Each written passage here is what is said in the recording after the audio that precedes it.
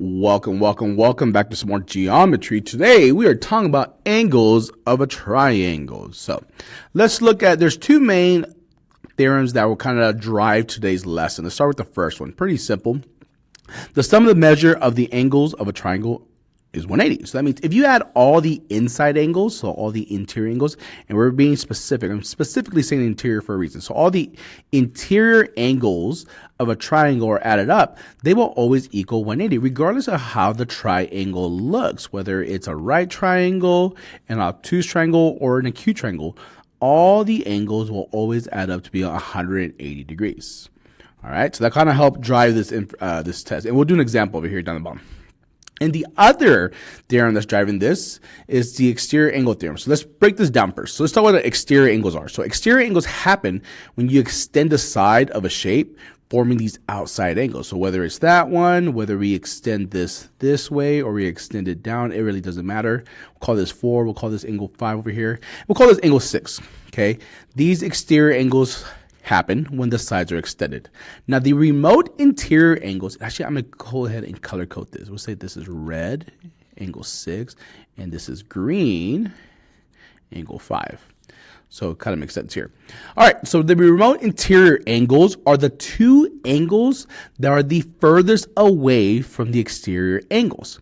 Those two angles also have the same measure as the exterior angle, and not one for one, but both of them together. So, for example, angle 4 right here, its remote interior angles is angle 1 and angle 3. And the reason I color code is because we're going to do this. Angle 5, which we're going to say is this green angle over here, its remote interior angles is angle 2 and angle 1 over here. And then angle 6 down here, its remote interior angles is angle 2 and angle 3. So the two furthest interior angles away from there. Now this leads to this theorem. This theorem says, hey, the measure of the exterior angles of the triangle, so the measure of the outside angle, is equal to the sum of the measure of the two remote interior angles. So I'm going to clear. So let's break this 4. So we use 4 as our example. So we can definitely say angle 1 plus angle 2 plus angle 3, if you add all three angles, like we just said, the inside angle, that all equals 180 degrees. Correct? Correct. Now, angle 4 and angle 2, they make this straight line. They make a full 180 together. So you can also say, hey, angle 2 plus angle 4 equals 180 degrees. Correct? Hopefully we're right.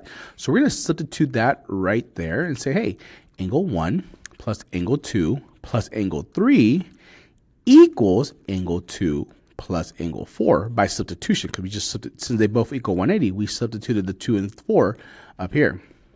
So then we say, all right, well, we could take out the same amount on both sides, and we're taking them out the same amount because we're taking out the exact same angle. So that says angle 1 plus angle 3 equals angle 4. That's why the outside angle will always equal the two inside angles. That's what the exterior angle theorem does. So sum of interior angles, all three inside angles equal 180.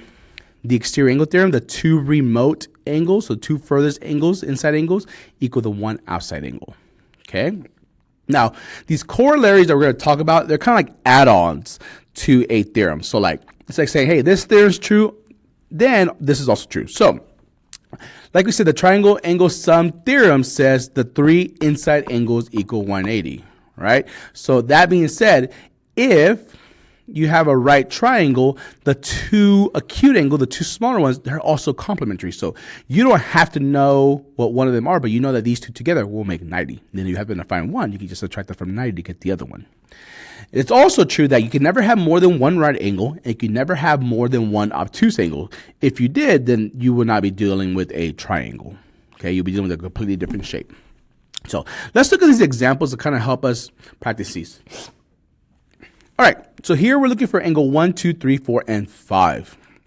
Let's start with angle 1. So angle 1 right here is an exterior angle. The two remote interior angles to that is 32 and 38. Well, if I add them up together, that gives me 70 degrees. So that makes this also 70 degrees. Remember, that's the exterior angle theorem. The two outside angles equal the one inside angle. Or sorry, other way around. The two inside angles equal the one outside angles. All right. Now, 1 and 2, they're adjacent. They're right next to each other, and they're supplementary. They're a linear pair. So together, they make 180. So if this is 70, this has to be 110. All right. Let's look at angle 3 right here. So, so looking at angle 3, we look at this big, we can look at the big triangle, we can look at the triangle. Ooh, let's look at this triangle right here.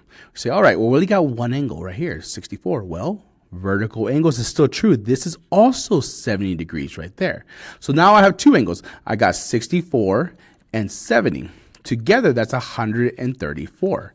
Now remember, all three angles equal 180. So to find angle 3, I'll take 180 minus 134. What does that give me, class?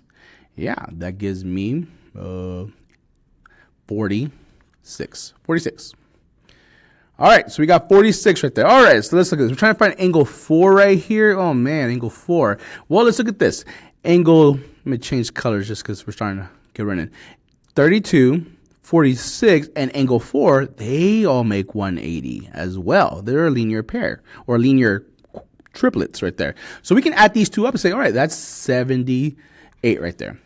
And since all three equal 180, I'll subtract 78 from 180. I get 102. 102. 102. All right. Last one right here. To find angle 5, we will add the two angles we have, the 102 and the 41, and get 143. And then subtract that from 180. I get 37.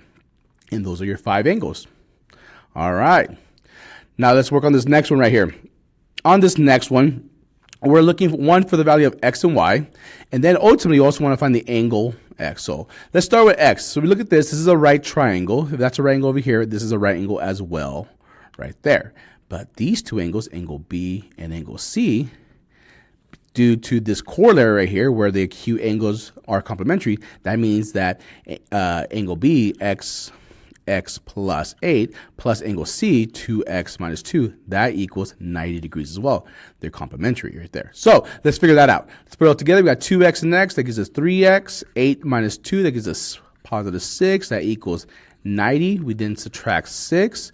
We end up having 3x equals 84. We divide that. We end up having x equals 28. So to solve the problem down here, we'll say 2 times 28 minus 2. So 2 times 28, that gives me 56 minus 2. That gives me 54 degrees. All right, so we found x. Let's find y as well. We got these two right here. So we got y. Y took a little bit more work, but let's look at that. So same thing right here, right angles. That means these two angles are complementary. So we got 5 over 4y minus 45 plus y equals 90 degrees. All right, so I got to add this y with this y over here. Now, this is 1y. So I'm going to change that to have a common denominator being 4. So this stays as 5 over 4y. I'm going to move the y in front, and instead of having 1y, I'm going to have 4 over 4y. Now, why did I do that? Because what's 4 over 4? It's 1. So we just changed the look, but we didn't change the value. Minus 45 equals 90. All right. We add these two, we get 9 over 4y right there. Minus 45 equals 90. We go ahead, add the 45 to both sides. We end up having 9 over 4y equals 135. And then to get rid of this 9 over 5, we're going to multiply by the reciprocal. If you guys remember reciprocals, they're the same thing, just flipped over. And we have to do it both sides, 4 over 9. These will cancel each other out, leave me just y over here. 9, let me change colors one more time. 9 goes into 135, I think 15 times, and then 15 times 4 gives me 60. So the value of y is 60 right there. All right, hopefully that helps y'all, and have a great rest of your day. Bye.